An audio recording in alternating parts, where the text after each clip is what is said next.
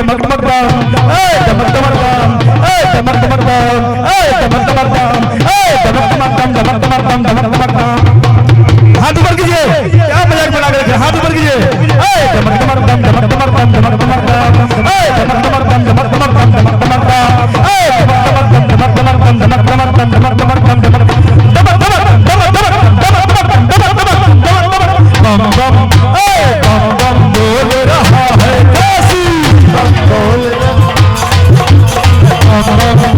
रहा है काशी।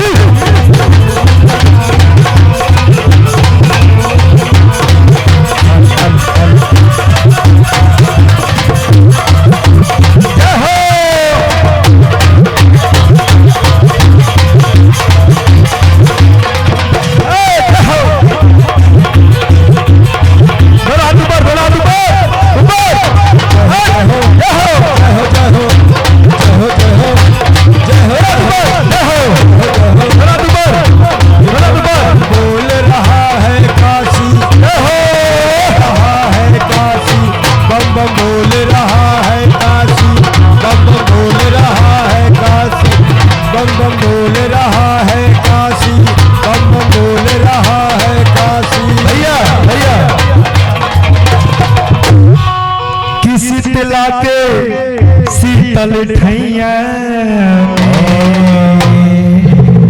गंगा जी के अगनैया शीतल ठैया गंगा जी के अगनैया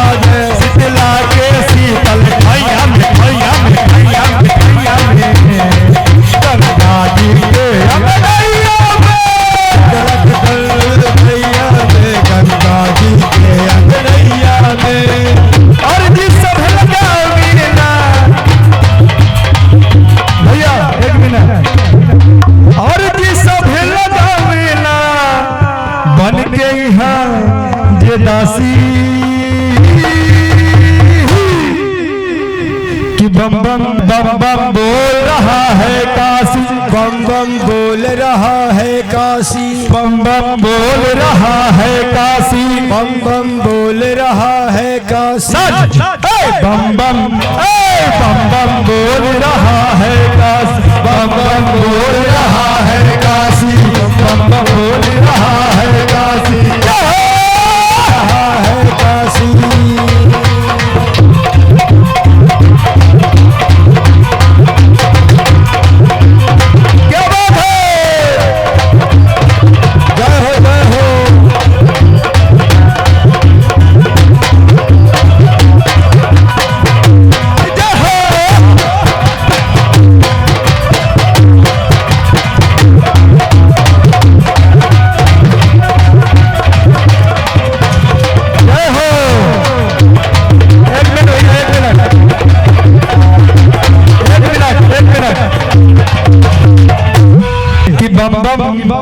कि बम बम बोल रहा है काशी, बम बम बोल रहा है काशी, बम बम बोल रहा है काशी, बम बम बोल रहा है काशी। जय हो जय हो जय हो जय हो जय हो जय हो जय हो। क्या बात है, एक मिनट एक मिनट एक मिनट एक मिनट, जेकरा भी गमछा बा चाहे रुमाल बा वो अपन हाथ में निकाल लीजिए, हाँ हाथ में निकाल लीजिए, इधर से भी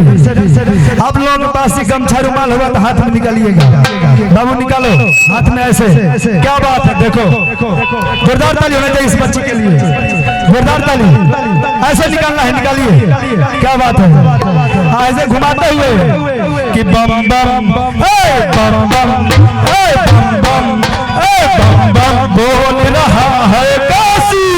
बम बोल रहा है काशी, बम बम बोल रहा है काशी, बम बम बोल रहा है काशी, बम बम बोल रहा है काशी, बम बम बोल रहा है काशी, बम बम बोल रहा है काशी, बम बम बोल रहा है काशी। जय हो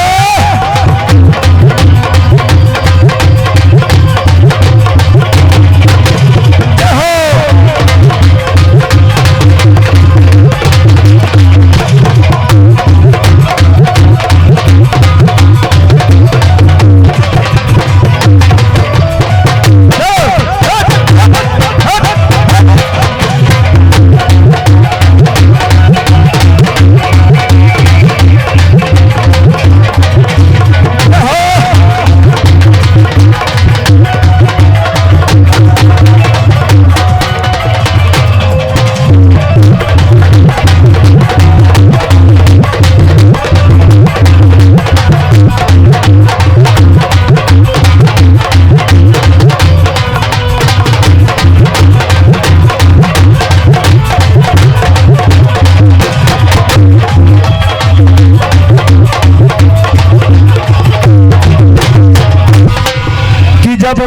भंगिया के भोग वाला गेला कि भक्ति से भवाला गेला लागे भक्ति से भुतवा भागेला भक्ति से भुतवा भागेला जब भंगिया के भोगवा लागेला लागेला लागेला भक्ति से भुतवा भागेला भक्ति से भुतवा भागेला मातम के पास नगरिया मातम के पास नगरिया जहाँ बस सने हंसी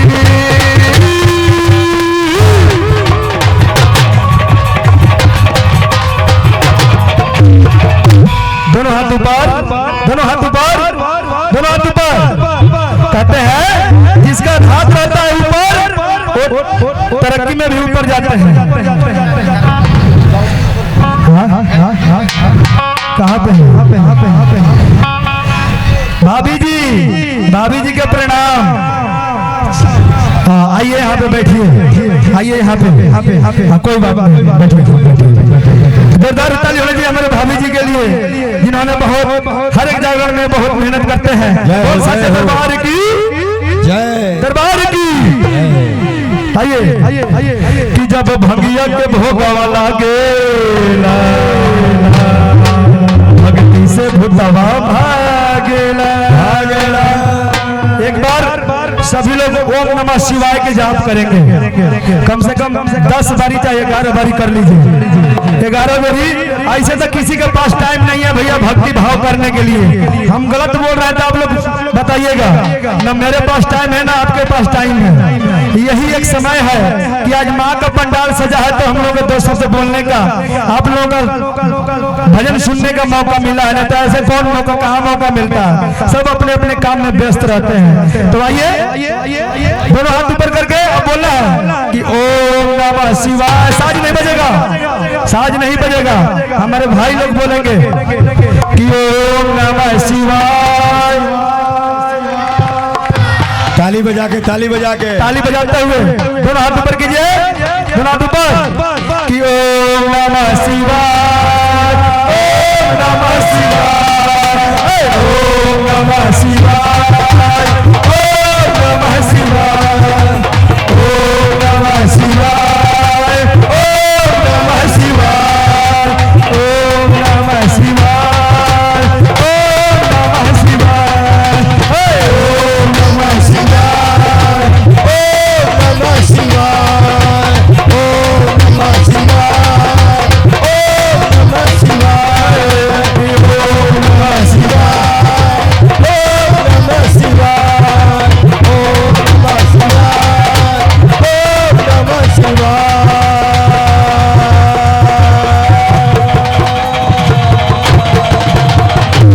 बोल सच दरबार की